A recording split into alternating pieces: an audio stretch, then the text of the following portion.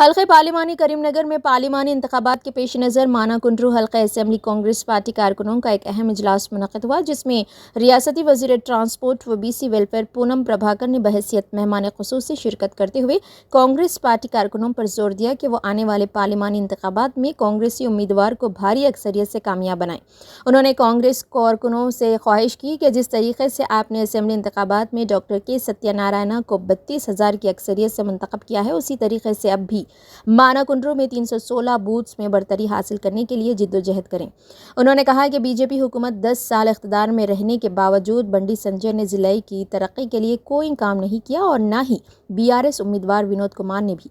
हल्के पार्लियामेंट करीमनगर की तरक्की के लिए कुछ नहीं किया। पूनम प्रभाकर ने कारकुनों पर जोर दिया कि वो कांग्रेसी उम्मीदवार की कामयाबी के लिए जिद्दोजहद करें। हल्का पार्लिमानी करीमनगर के उम्मीदवार वी राजेंद्र राव ने मुखातिब करते हुए बीजेपी हटाओ भारत बचाओ का नारा लगाते हुए कहा कि अब बीजेपी को दफन करने का वक्त आ चुका है,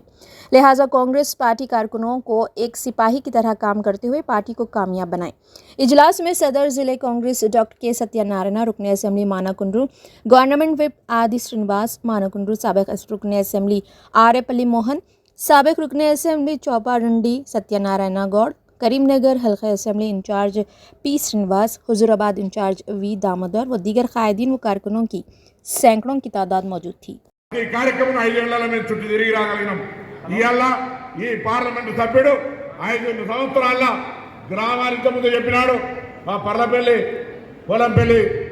మిత్రుడు